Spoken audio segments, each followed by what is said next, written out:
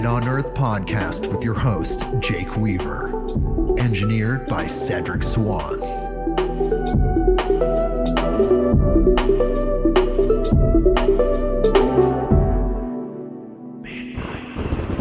Hey everybody, we are back with another episode of Midnight on Earth. I'm your host, Jake Weaver, and we're here to bring you more knowledge, more light, and more love. Another returning guest this week, Jacob Wyatt, is here, and he's the Director of Communications for the Foundation for the Law of Time. And he was with us back on episode 41. We talked about the 13 moon calendar and the law of time and so many other things. And he's back. I'm so excited. We're going to talk to him in just a second. But first, I need you to do something for me. Check out our new Patreon page. That's right. Midnight on Earth has a Patreon now. You can go there and you could support us directly. It's a really interesting platform, and how it works is you go there and you can sign up to financially support me directly. There's tiers of support, and you can pick a tier that suits you the best. I love you guys so much. And I want to build this podcast organically. I want to do it with your help, your energy, all of us together in a network, a web, a Midnight on Earth web. Become a part of this web. Help me. Go to patreon.com/Midnight on Earth. Again, you'll see the tiers. There's intro videos. And go there and just know that by supporting me, you're helping to get this information out there to more people around the world. It's already in 157 countries, and I'm super proud of that. And I thank you for that. But we need to get it out there to more people. More people need to know about this really high frequency information, and that takes support in the third dimension. Let's be real about it. We all know. So you love me. I love you. Please help me dedicate 100% of my time and energy to Midnight on Earth. I already do anyway, but then I have to somehow summon up another 100% and squeeze it in together. So again, people, check it out. It's patreon.com/Midnight on Earth. And when you're done with that, follow me on Instagram at midnight_on_earth. That is the address. You can follow me there.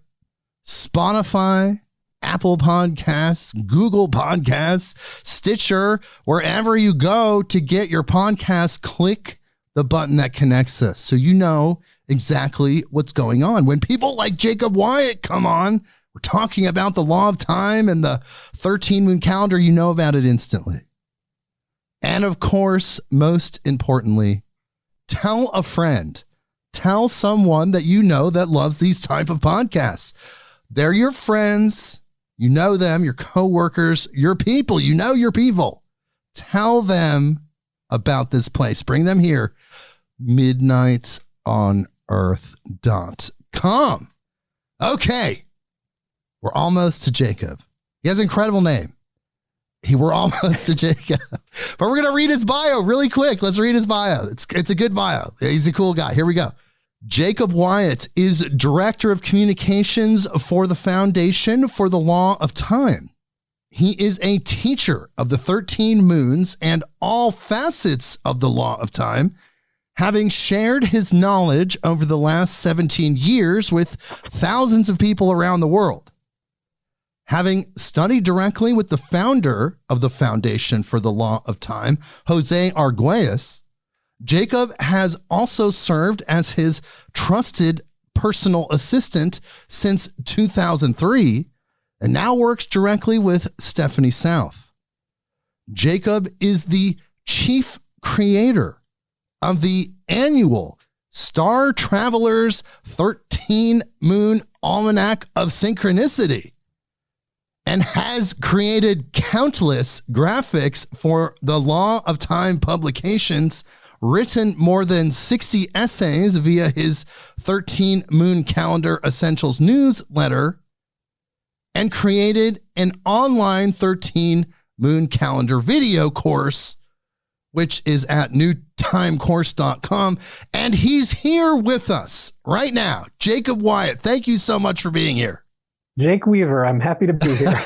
My red rhythmic dragon brother. It's so good to see you. Brother from a energetic other mother. Brother from the galactic mother. Yeah. And for people that don't know, on his website, thelawoftime.org, there is a section where you can input your birth dates and determine via the law of time where you end up and how your spirit kind of is written in that system. Is that correct? Did I describe that correct? Yeah. That's at lawoftime.org/decode. And you can find your galactic signature, which is kind of like your password into the fourth dimension, or you could say like your face before you had a face. And so it becomes kind of like your secret suit that you wear that allows you to navigate through this world with 4D glasses. Fantastic. Well, thank you for being back here. We're going to refresh people because it's been almost 2 years since you were here. Back in May of 2021, episode 41, you were a guest, and we really broke down Jose's story, how the 13 Moon Calendar works. It's an incredible episode. Definitely check that out. But let's refresh people about these concepts. What is the 13 Moon Calendar? The 13 Moon Calendar is much more than a calendar. We actually call it a synchronometer as well, because that means a measure of synchronicity. And so the reason that's necessary as a tool for humans is we've been living out of sync with synchronicity. We've been living in dissynchronicity, and especially dissynchronous from the cycles of nature. And because of that, like according to the law of time, that is the root cause of like all the different imbalances and problems of our society, where we feel, disconnected from our own nature, disconnected from the great nature, and create, more waste than we can deal with, and have inequality all across the board. And that's a result of our living for millennia out of sync with the frequency of time, the frequency of synchronicity. And so in order to get back in tune with that, we need a measure of synchronicity, and hence the 13 Moon Calendar. The 13 Moon Calendar appears as, like I said, it appears as a calendar of 13 months of 28 days each, where every month is exactly 4 weeks. So it has an inherent consistency, which has an effect on the mind that is simplifying and liberating, because it's just easy to use. It doesn't come with a lot of old historic karmic baggage like our Gregorian calendar, it's called the Gregorian calendar because it's put into its final form by Pope Gregory the 13th back in 1582. So, it's a Roman Catholic calendar. Obviously, everyone on planet Earth is not Roman Catholic.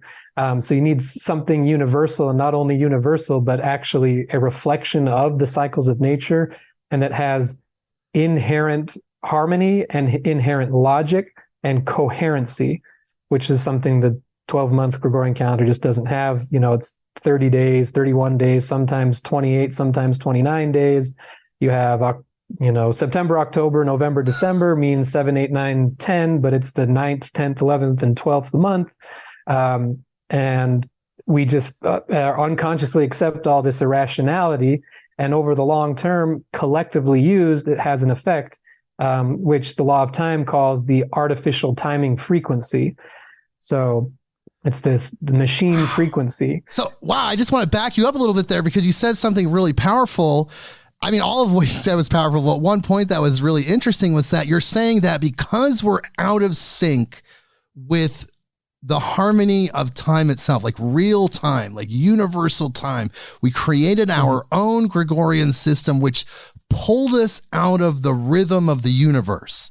And the symptoms of that show up in a lot of different ways, including that feeling of disharmony, of dissonance, where things just aren't right. We're in this artificial situation. Like it feels weird. And you're saying that's a huge component to that feeling. Yeah, absolutely. I like to call it collective cognitive dissonance, where you just know the way we're doing things or business as usual just is not good in general, but we just continue to do it. And, it's no judgment or blame on us. We're all kind of stuck in this situation. And, you do, of course, have to work. You got to pay your bills. You got to feed your family, all these things.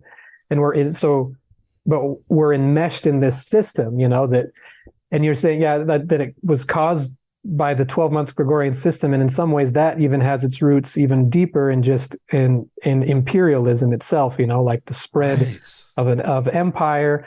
Because actually, like one of the main acts of, conquering conquistadors was this thing. There's this decree put out called a papal bull. It's like, a decree by the church at that time that said, like, hey, any Christian dispossessing a non-Christian of their land may take their land and impose taxes. And by the way, to collect taxes, you need this calendar.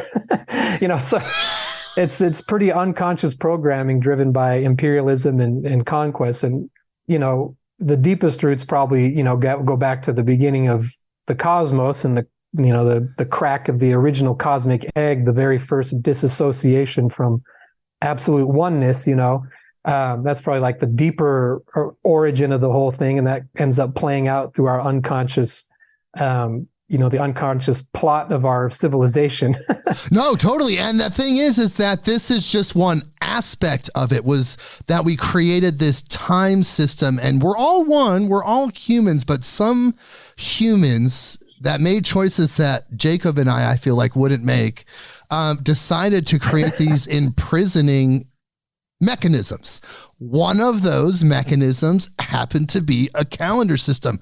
Now, it's interesting because the intentions of those people, you wonder if they understood the higher esoteric implications of modifying something like that, or were they just egotistical? They just created this calendar. They're like, okay, this is how we're going to structure our taxes. And then not realizing the massive long-term effects that would have on human civilization. Yeah, exactly. I mean, it's kind of lost in the mists of time.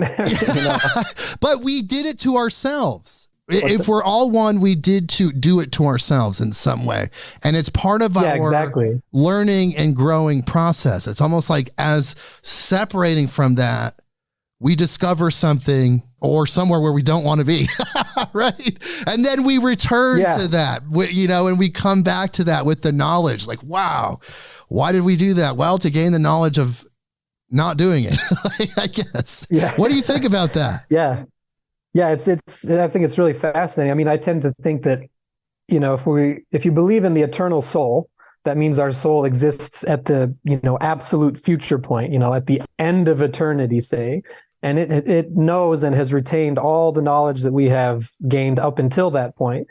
And therefore, I think all of us, all of our higher selves, our absolute future selves, are beaming back to any present moment that our consciousness finds ourselves in throughout the whole of its unfolding, the guidance and, say, the codes and different types of things like that to guide us on our way, so that we learn what we needed to learn to actually make it to the, say, absolute future, whatever that might be.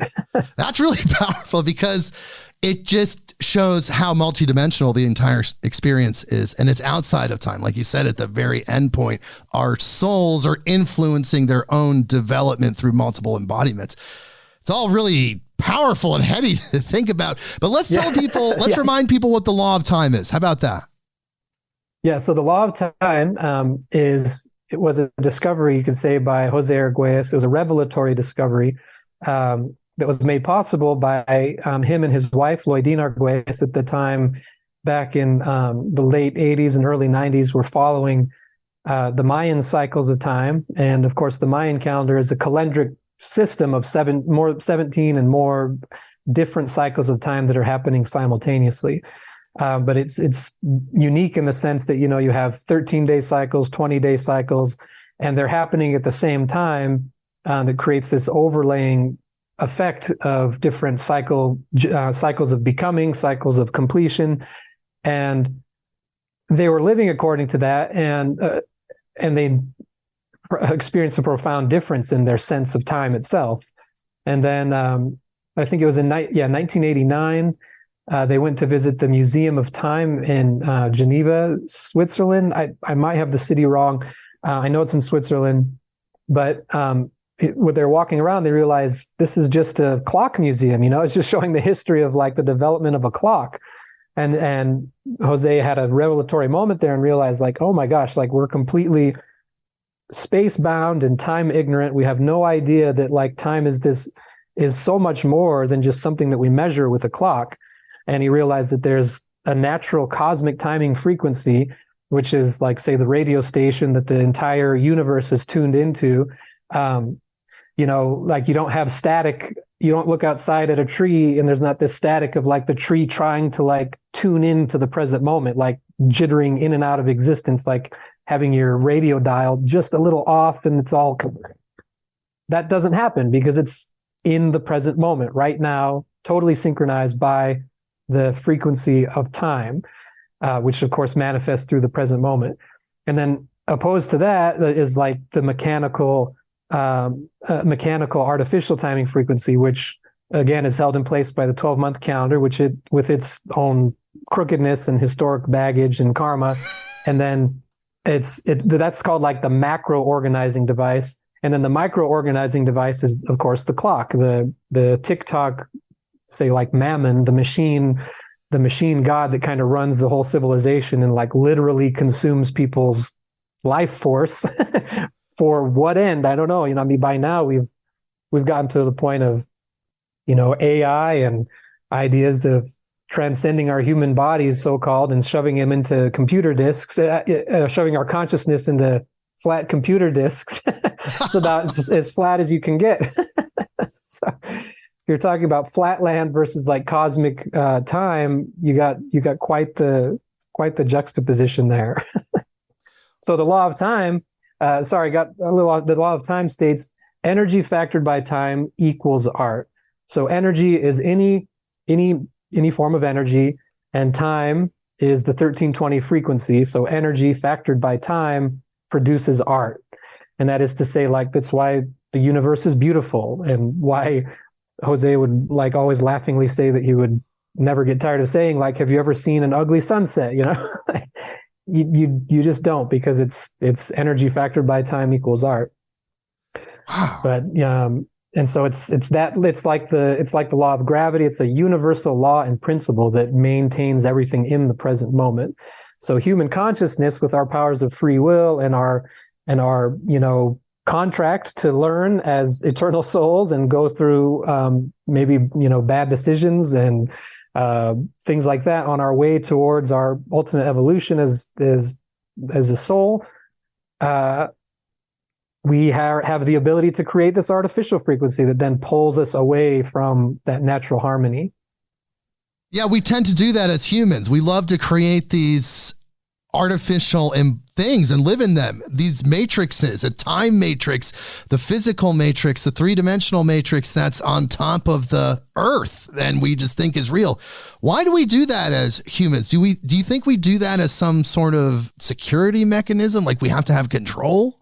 I think one of the best kind of analysis, I guess, or like ways of thinking about that comes from this book that Jose wrote called Earth Ascending, an illustrated treatise on the law governing whole systems. And he introduces this idea of these two different circuits which underlie everything. Like there's, which he calls the AC and the CA circuit. So The AC is Aboriginal continuity. So you look at like indigenous civilizations who maintain their way of life forever if they're not, disrupted and conquered. They're not forced out of living the way that they were living. So that's Aboriginal continuity. You're working with the earth. It's just the natural response to what's actually given and provided by nature. And then while history is in this process of kind of the disharmony from time, the CA answer to that or balance to that, like you can look at like two hemispheres of the brain. Like he relates the AC, Aboriginal continuity, to the right brain, the intuitive, the creative, left-handed path, say, and then like the CA being the left brain, kind of the more analytical aspect. CA stands for civilizational advance during the process of history.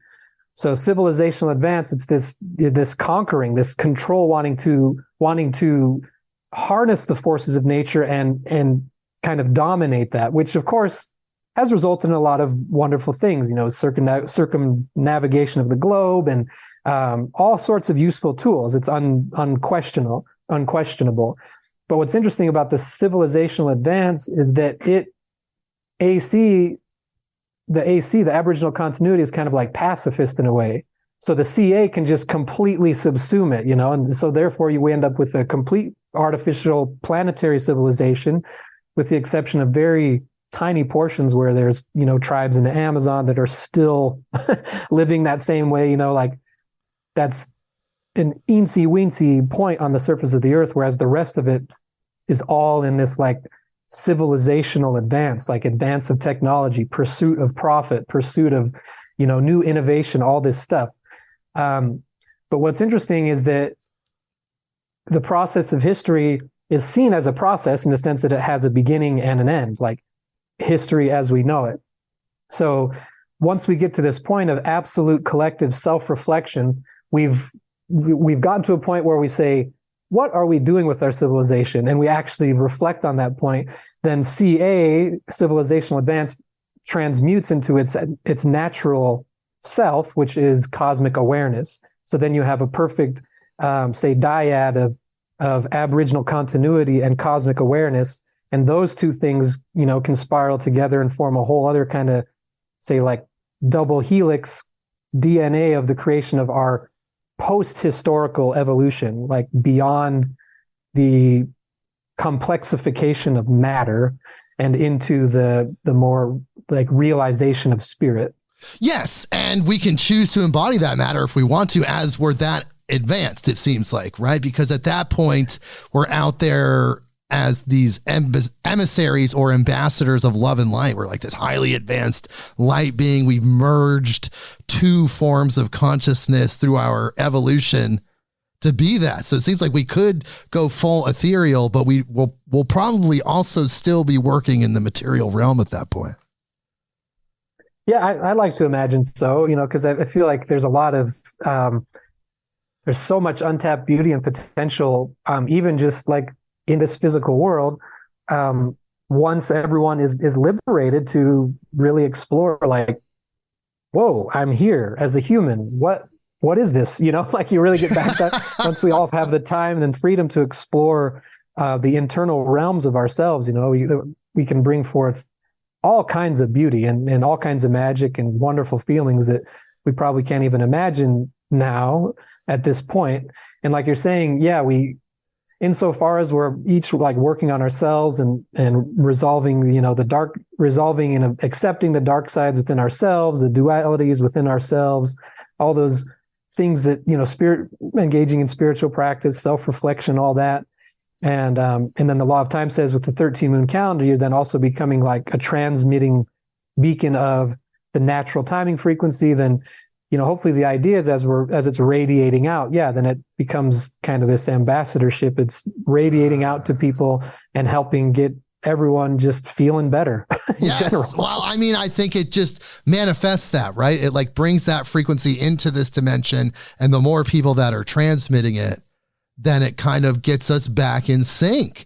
And I remember when we talked last time, you did say that you personally live by the 13 moon calendar. And what do you feel like you've gained from that? Do you feel energetic shifts in yourself? Yeah, well, I mean, at this point, I've been following it since like 2002. Wow. So I'm kind of like a fish in the water a little bit, it's tricky to try to go back and remember, okay, well, what was it like prior to that? Yeah, 20 years ago. You're full on transmitting at this point, you could say. Yeah, I mean, it's definitely, I think it's helped a lot. It's helped me in the sense of being able to just navigate different challenges in my life and not lose it completely.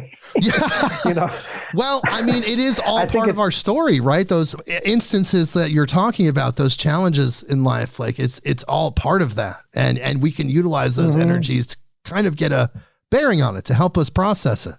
Yeah. Yeah. And it helps provide kind of like a cosmic perspective on things. Like it allows you to, you don't want to be so impersonal that you just forget who you are and you're totally ungrounded and you're not a person anymore, but it's to be able to look at things with a different point of view and through a different lens can really help. And especially nowadays when media bombardment is like the strongest force, it's just everywhere, and information overload is just always pouring in it from all directions. And so it's helpful to have kind of an anchor that remains consistent and has that internal logic to it. Like in the 13 moon calendar, with the cycles of time, like every day has a galactic signature and every signature has a particular like archetypal meaning. And as you follow the calendar, those meanings transform for yourself as well. Like it'll mean something more specific to you based on your own engagement of it. And so as you're using it and you're having these different cycles, there's this consistency that it gives you a place to view what's happening in the world and kind of consider it from a different point of view that's ultimately liberating. That you can see there's a bigger order to all of this, no matter how mad everything seems, and that ultimately at the end of the day, everything's going to be okay. So yes, even when you're in it, you got to grind. You're grinding out whatever you're doing, and you're grinding through whatever challenges might be happening or whatever's going on. Like at the end, it's all going to be fine. Yes, and because, like you said earlier, that fusion of the Aboriginal continuity and the civilizational advance, I mean, that's happening. You can see it all over the place. There's evidence of it everywhere in humanity. Mm-hmm. Yeah, absolutely. And there's definitely a lot of flickers of like the cosmic awareness aspect of civilizational advance, like kind of coming through more now. You can feel it. And that's, it's really interesting time that way. Well, I'm thankful to be in this time because it's challenging, but it's interesting. And when you have the perspective that you gain from something like this, or even just having that higher frequency perspective, you get so much more from it and you can guide it. You can guide people. That's kind of our role, right? Like when you have that level of understanding, you're kind of meant to be in a leadership role in your own way where you can. Yeah, exactly. Just being your own pure essence, it radiates out. Definitely. And the transmission, like we're talking about. Mm-hmm. Yeah. And I was thinking that there's the Mayan term for human is, I might be mispronouncing, is Winklil, but spelled Uinclil.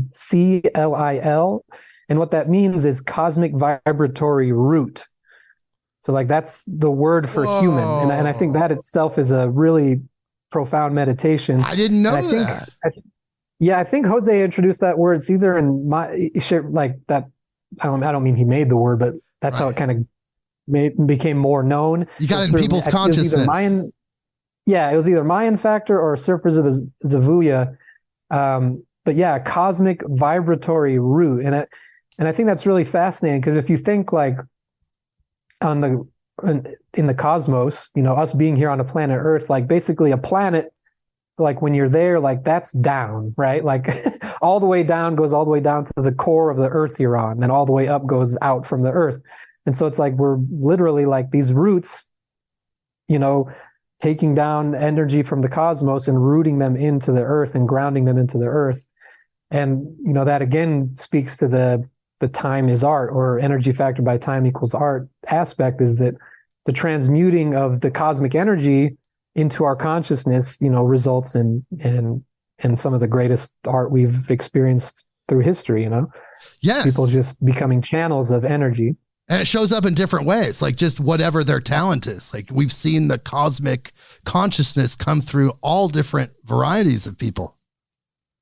Yeah, exactly. Whether it's words or visual or movement or sound, it's a pretty incredible thing. So that's kind of what I talk about, is like once we get to the point where we can actually stop our civilization and put the brakes on and be humans fully, like I think a lot of amazing art will be produced, and we'll probably create art forms that beyond what we can imagine. Oh, wow. There's a lot coming.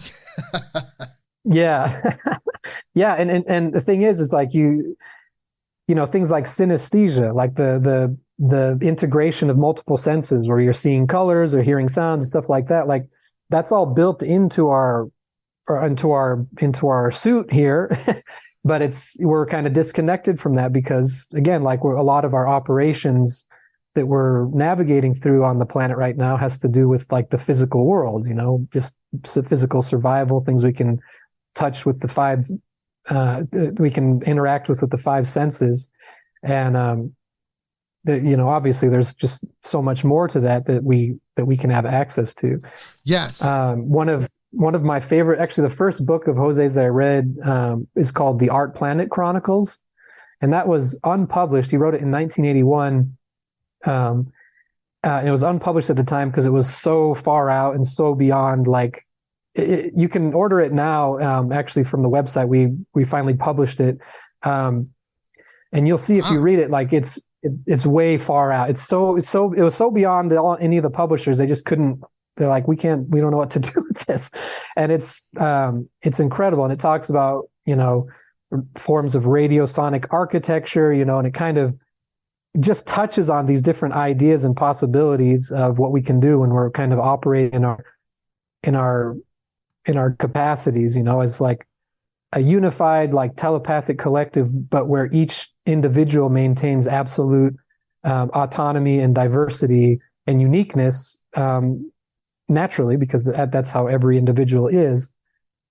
But that added aspect of everyone being unified and liberated to fully embody themselves inevitably creates something beyond the sum of themselves. You know what I'm saying? Yes, totally. I mean, it seems like the human that we're evolving into, right? Like that's the new earth human, the activated human. And then when I mean the activated human, I mean everybody, like the whole planet. When we're all activated, that is what it shows up as.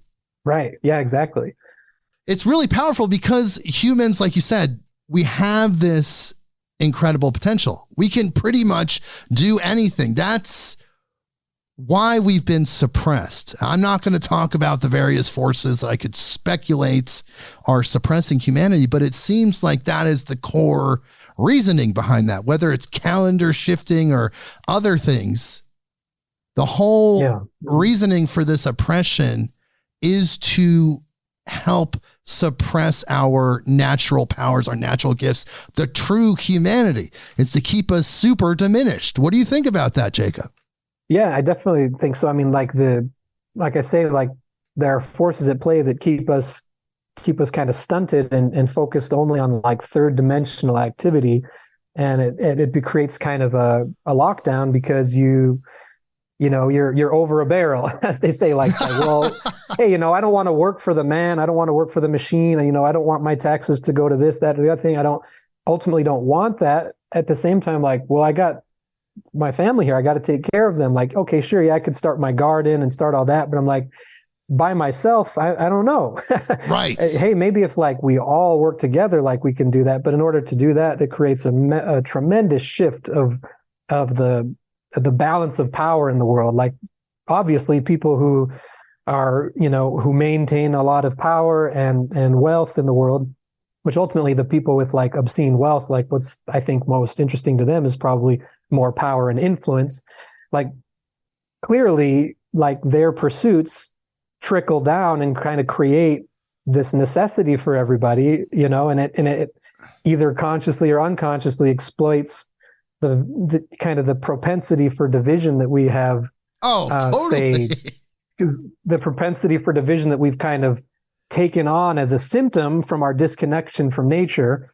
And that makes it really hard to unite and actually make like that radical shift. So that's kind of, it's like it almost, all these past like 10 years, 15 years, it always feels kind of like we're just living on the edge, literally, of like that moment. And it's almost like this exponential curve, you know, or say like the logarithmic curve, you know, like how the logarithmic curve, if you map it out, like it never actually reaches that phi point, you know what I'm talking about? How the line goes toward it, but it never actually gets there. Uh-huh. You know what I'm talking about? Like the logarithmic curve is kind of also known as like the golden ratio, this kind of thing. Yes, like if you map that out, so if you map a logarithmic curve mathematically, the curve goes, and if you put a line on the graph at phi, say there's a horizontal line at phi, which is like 1.618, like an infinite number. And if you plot this graph on there, the line goes up towards that. And the curve will go up towards that line, and it'll get infinitely close to that line, but it will never actually touch that line. So that's what I'm saying. It kind of feels like that, where we're just always right on this thing. And the longer and closer we get, kind of the more crazy and quickly things seem to be transforming. Yeah, there is a quickening. There's definitely a quickening as we raise our vibration. Other guests have talked about this, is that as we raise our vibration collectively, because it's happening universally, it's happening by the forces of the universe. And we'll get to that in a second, but there is a quickening. And as we raise our vibration, it speeds up time. It speeds up time. Okay. And that's why things are happening so fast now. Yeah, it's really interesting. So that means that like even like the mechanical frequency is kind of speeding up, and hence like innovation is crazy out of control. Like there's new tchotchkes and new gadgets and new apps and whatever constantly being churned out. Yes, and like at a feverish pitch. It's like fermentation. Yes, it's mathematically exponential. It's just going faster and faster and faster.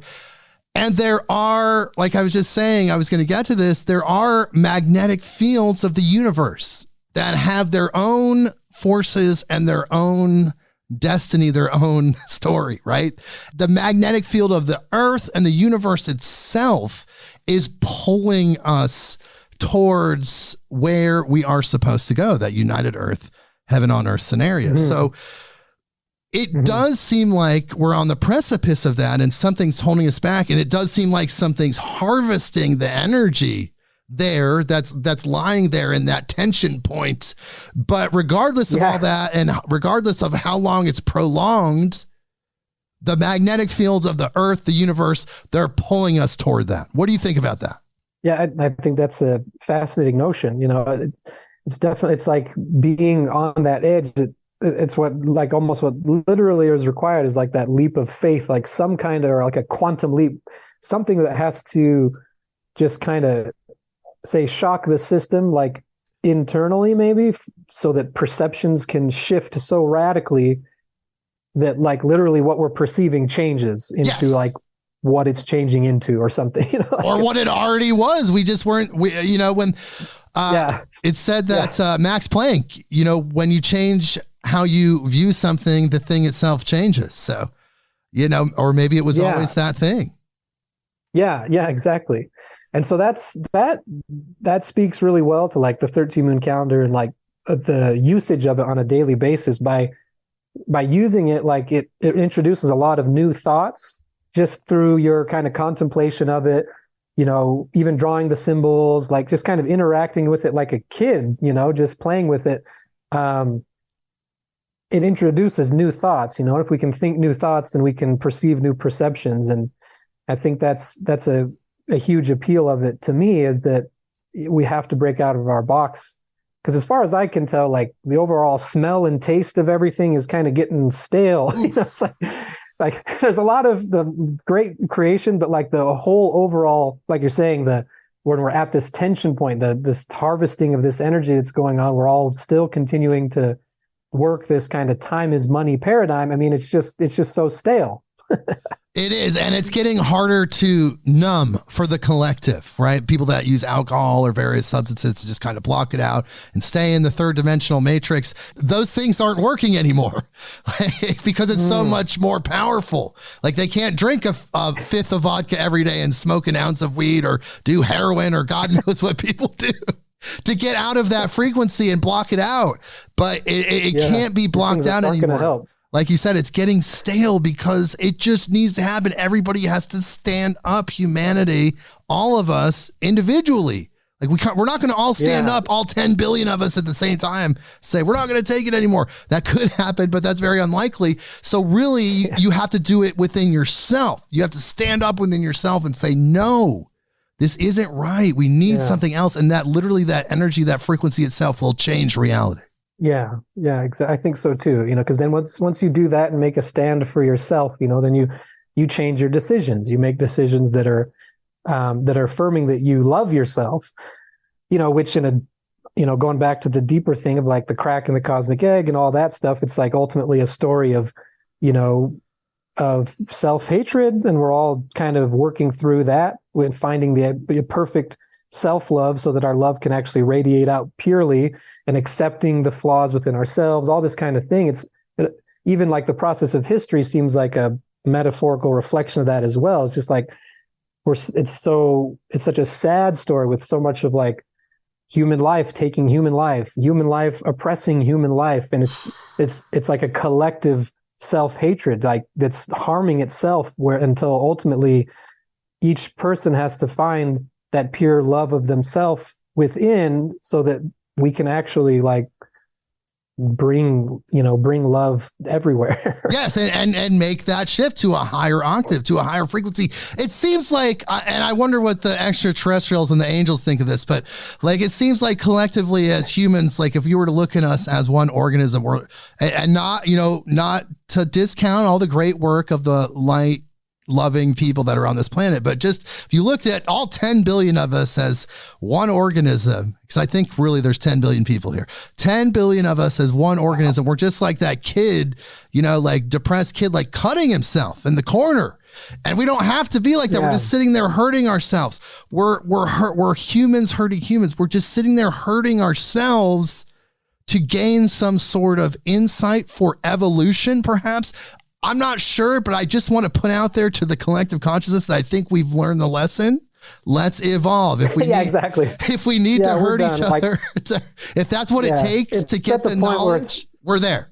Absolutely. I mean, the abuse and harm of especially the innocent is we're like, hey, it's time. It's absolutely 100% time to stop.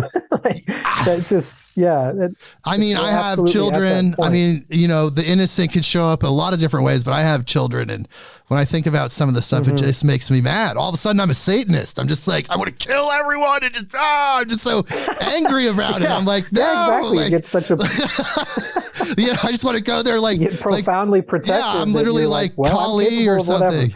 I'm like literally like I just want to be like the spirit of death and just wipe these people away. But you can't do that because you have to love them, because that inside there's still that spark of divinity that ultimately it would just perpetuate the stuff. But it makes me mad. Yes.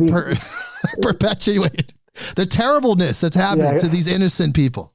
Yeah, absolutely. It needs to be condemned. And I would say, hey, probably it's good that the people involved come to account.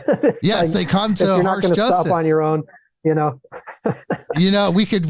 because that is the other side of it. You got to stand for what's right as well. And so exactly. And sometimes you have to summon that energy to fight, to save the light, to save that energy. And who knows, in our human story, we might have to do that again. I'm not really sure how that's all going to happen. We're not going to speculate. But what I do want to ask you, Jacob, is what is going on now in the world from the perspective of the 13 moon calendar and the law of time? Since the last time we've talked, the world has, as you stated, mutated.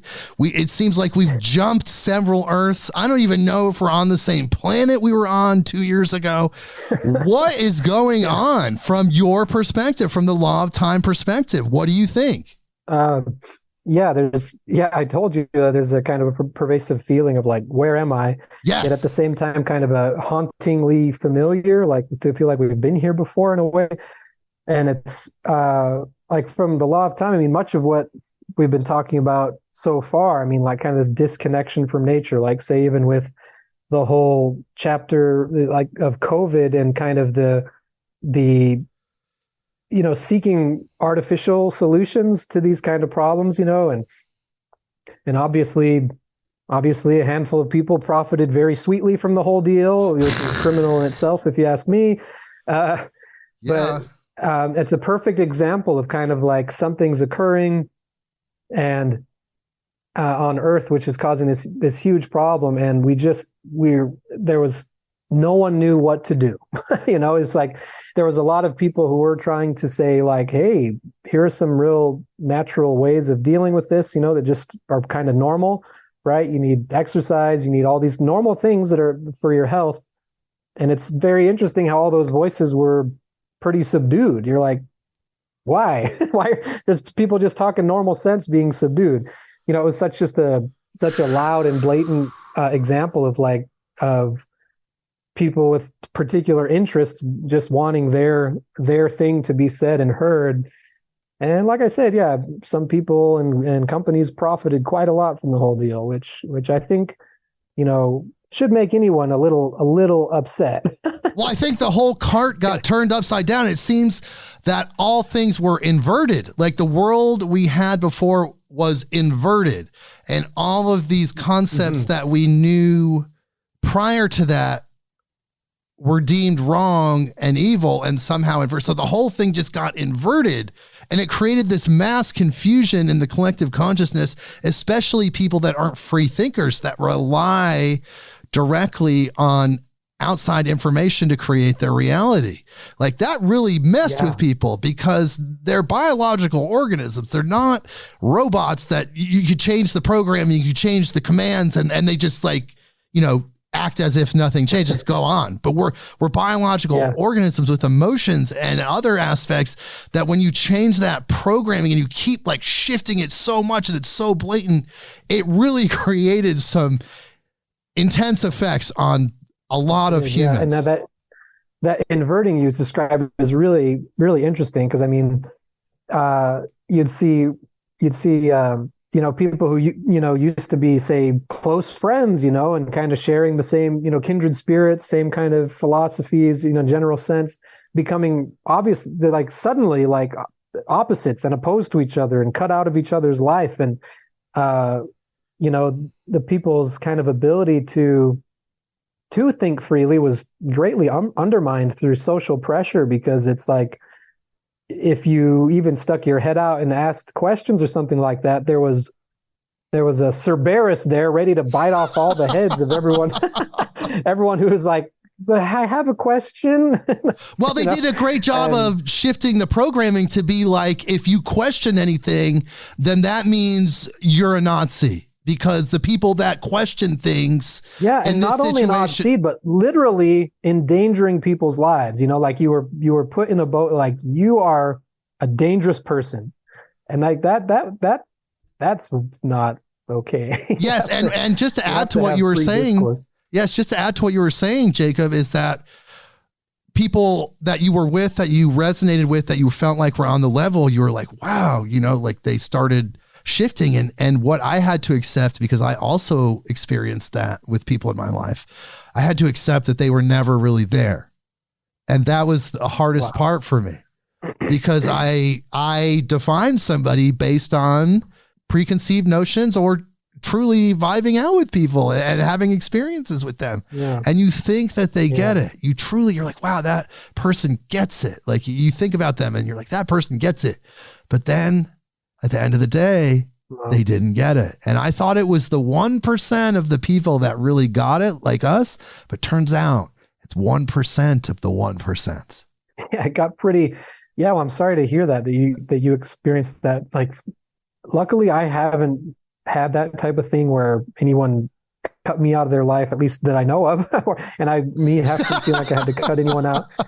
Like, I haven't cut anyone out, but I had seen that from the outside, and just it's such a sad thing, that just different, fear. Hopefully everyone's able to reconcile, like, and ultimately that's what we want, is the, ultimate reconciliation, and just see that, like, hey, this was a chapter in our lives where everybody was confused. There were forces literally at play to kind of disrupt people's ability to question things critically and actually even have conversations about it, like constructive conversations about it. And that caused real problems for people's lives, like on a really, really personal way. It disrupted the previous world. Sorry to interrupt you there. Oh, yeah, it's interesting. I mean, when it comes to the level of like disrupting people's personal relationships with each other, then that is kind of on the same level for me as like as like harming the innocent, where you're like, when the global forces and all their ambitions or whatever, actually get to that level of causing, brother and brother, or father and child, or something like that, mother and child splitting up, not talking to each other more, like that. That's deeper harm, like that kind of stuff can't go on. So, but well, yeah, I mean, looking at these past few years, you've seen a lot of shifting and shaking up. And in a lot of ways for me, like I kept quiet about my opinion on a lot of things because of the fear of that. I think, I didn't want to lose relationships. I'm just like, I'm just going to not talk about this. I know there's a few people I can, share my, real feelings with about it. And like that, I'm okay with that. And in some ways that's a sad place to be, because to have deeper relationships, you want to be able to share your deepest thoughts and feelings and feel safe to doing that. Feel like your relationship is safe. I know. It's an interesting within time. A conversation. Yeah, it's an interesting time. And, thankfully it seems like we're getting past that, hopefully, until it gets activated again, then we might have to deal with it. But so far, hopefully it never gets activated again. But so far, it seems to be fading out a little bit. And what did the 13 moon calendar say about this time? I mean, were there any indicators that this kind of tumultuousness was coming? Now, I know that Jose Arguelles was a big proponent of 2012 and the Mayan calendar. He was one of the earliest people to get that concept out in the 80s. And I saw once that there was something that stated that the Gregorian calendar had miscalculated the Mayan calendar, and that the December 21st, 2012 date was actually in 2020. And I read that a long time ago, like in the 90s. And I cataloged that. And is that accurate? And was there in anything like showing this level of shift happening at this time? Yeah, I mean, I definitely think that's an interesting idea. To me, I feel like it seems like there's just been shifts happening, almost like continuing echoes ever since that time. If you kind of look back to 2012 and now, it seems like there's been a few different waves of major like shifts going on. And so, yeah, who knows, like ultimately maybe it's going to be this like longer process with various kind of octaves that are activated. I was looking at refreshing my memory of what year it was in the 13 moon calendar, like when, say, like the COVID-19 pandemic hit, because that was like March 2020-ish when it was like late 2019. That's when it went full on. So that was during the white magnetic wizard year, where you'd say, every signature has a spell or a code spell or kind of a synchronization command. So the white magnetic wizard says, I unify in order to enchant, attracting receptivity. So that's, I think that's a pretty interesting code for all that to be happening into. It's almost like what happened in the third dimension was the exact opposite of that. Right. Receptivity was squashed. There was not a whole lot of unification. There was more of a separation going on. So it was almost like the perfect Black Mirror reflection of the thing. And of course that spread into a further into 2021, and so then that became the blue lunar storm year, and so that's literally a year of polarizing, but which also comes with a stabilizing effect. So that the blue lunar storm year, that would have started July 26, 2020, and that's I polarize in order to catalyze stabilizing energy. Ooh, so damn.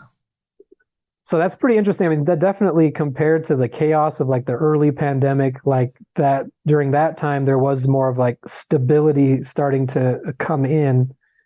And then the previous year that would have started July 26, 2021, that's the yellow electric seed year.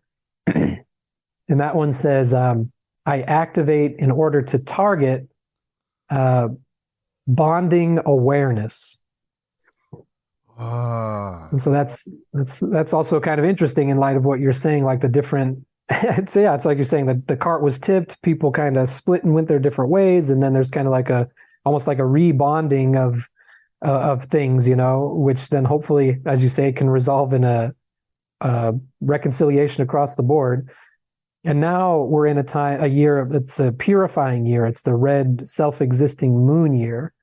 And that says, I define in order to purify, measuring flow. So that's a really good answer. What do you speculate well. from that? What do you extrapolate? Well, yeah, it almost seems like the 13. A friend of mine would refer to the 13 moon calendar as the inoculation, say, against the 1260, the artificial timing frequency. 12-month calendar, 60-minute clock is 1260 artificial timing frequency. He said like 13 moon calendar is the inoculation, and this was way back in early 2000s. And so it's almost like the years of the 13 moon calendar seems like galactic prescriptions for what we're going through. Define in order to purify. So you got to find out what needs to be purified before you can purify it. And then measuring flow. So that almost becomes like a reminder of the 13 moon calendar, like being in tune with synchronicity so you can be in the universal flow. And then that, God willing, leads to a purification where we're kind of so that's 2023, right? That's July 26, Roughly. 2022 began the 13 moon calendar year of the red self-existing moon. And this year ends July 25th, 2023. And then it becomes... then we go back into a wizard year. And so that's interesting. If you remember, the magnetic wizard year was the year when the pandemic started. So now the white overtone wizard year begins, and that's I empower in order to enchant, commanding receptivity. So before it was I unify in order to enchant, attracting receptivity. And so during that pandemic, I guess the idea is stay receptive because there's more than meets the eye. And then here we're moving into a point of empowering in order to enchant and commanding receptivity. So that should be pretty interesting moving into that. Yes. So that could be the indicator that we're recalibrating and dialing it back in and pushing that energy down. Yeah. And like standing up within ourselves with that kind of self-empowerment, and trust in our own intelligence that our receptivity will receive exactly what we need to receive. Wow. Man, that's powerful. It makes me wonder because, I've been entrenched in so much of this information, the good, the bad, the ugly. And I just wonder if the way the world is collectively with the oppression, the persecution, and the negative things that seem to be set up by design, that it's some sort of black magic ritual to kind of stop that higher frequency energy from coming in, like somehow rebuke it. It's a futile effort, of course, right? But it seems like sometimes it feels that way, that there's these forces that just want to block that energy to maintain the control, to keep the harvesting happening. Oof. Yeah, yeah, exactly. So I guess that's why we can like follow those prescriptions for these codes of the year. And then like, of course, every day has a galactic signature code that you can reflect on too. And like keeping in mind that like the tool of the 13 moon calendar is really like a tool from the future. Like it's communicating, it's communicating light codes that ultimately are beyond language into very discrete symbols and limited numbers of code words, so they can kind of activate and resonate inside our own chamber of self-reflection, say, to where then it informs us on a subconscious or subliminal or superconscious level, where we can hopefully have some tool to navigate through this turbulence. Well, we definitely will get through it. I mean, like I said, there's a magnetic field. The Earth has a magnetic field that is pulling towards a certain progression, and we're just inside of it. And we have all these illusions and human created experiences, but there's just something bigger than us pulling on us, and we're bound to that. Yeah, exactly. And so I look at like the calendar as being kind of a lubricant for that process. Yes. That, like you're saying, kind of helps amplify each person's magnetic field, which then goes to strengthen the magnetic field of the Earth. You could look at it that way too. It's like the more we're in our own integrity and clear with ourselves, then that kind of amplifies into the Earth itself too, being that we're literally capacitators for the Earth's mind, which the law of time speaks about too, like the noosphere, the mind of the Earth.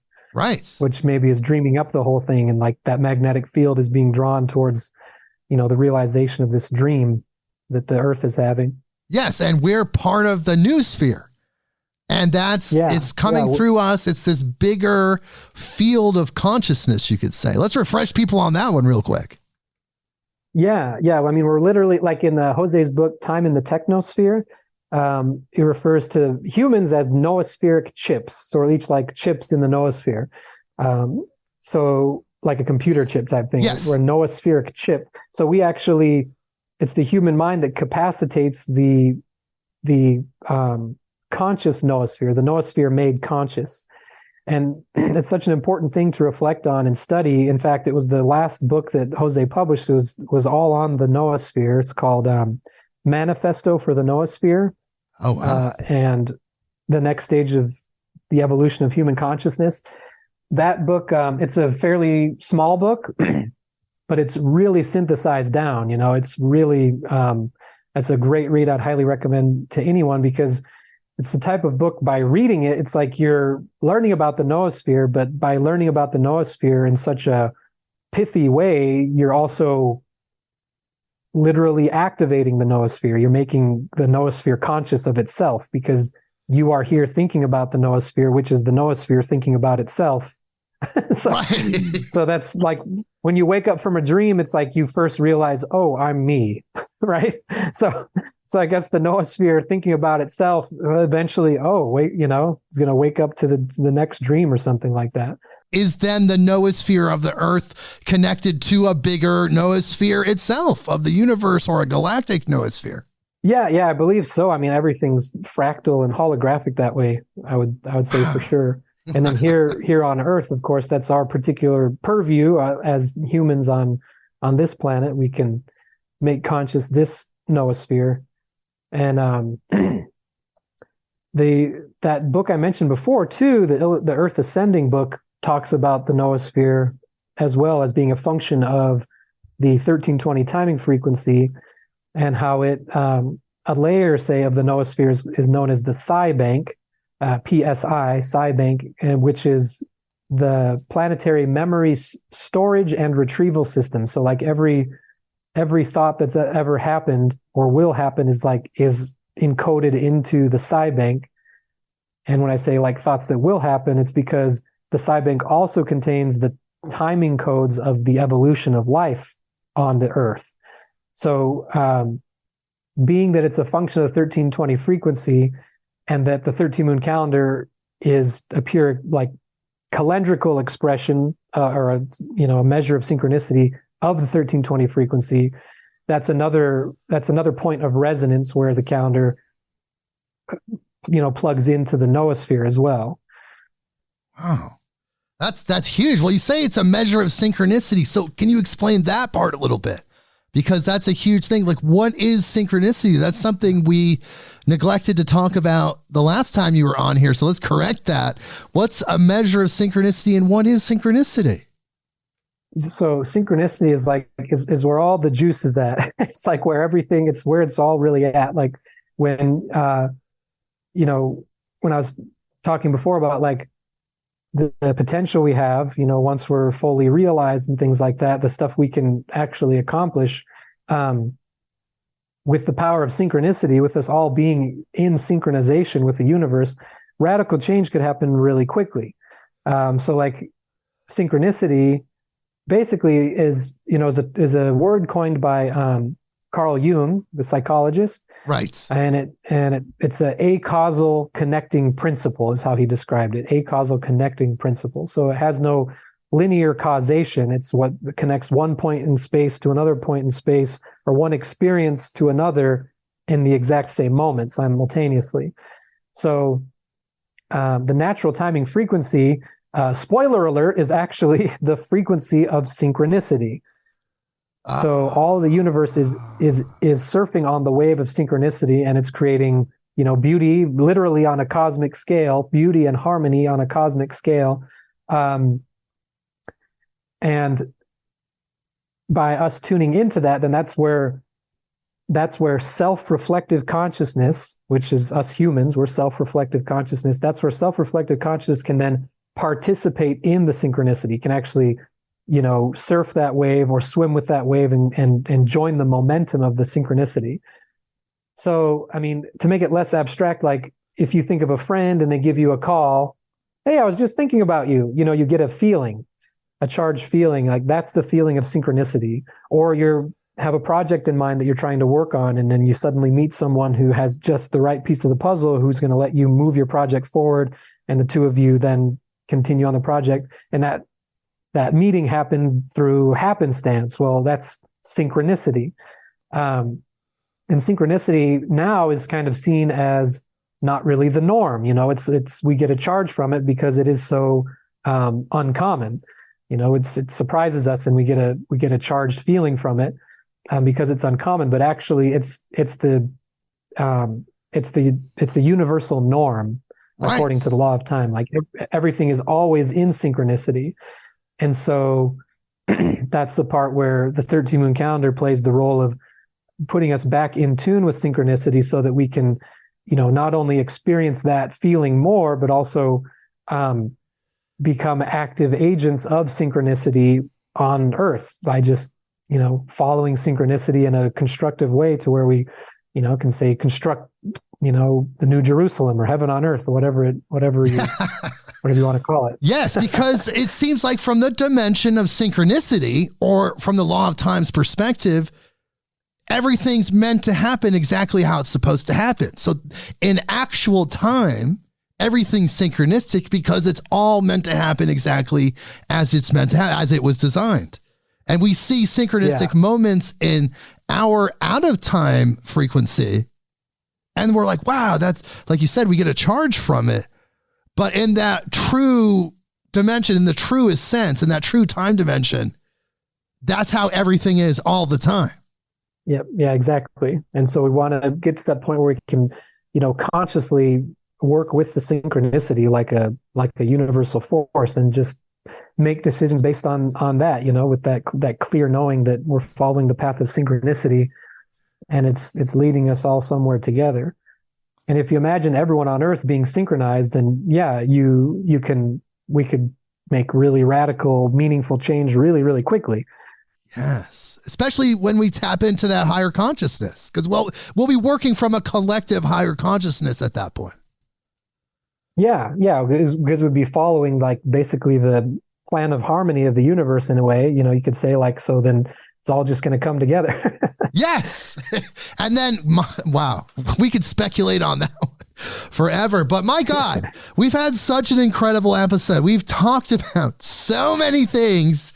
And I love leaving people with cliffhangers, so we're going to have to bring it back. There's so many things we talked about, but in this conversation, there's so many more things that we can flesh out. So we're definitely having you back on if you're willing.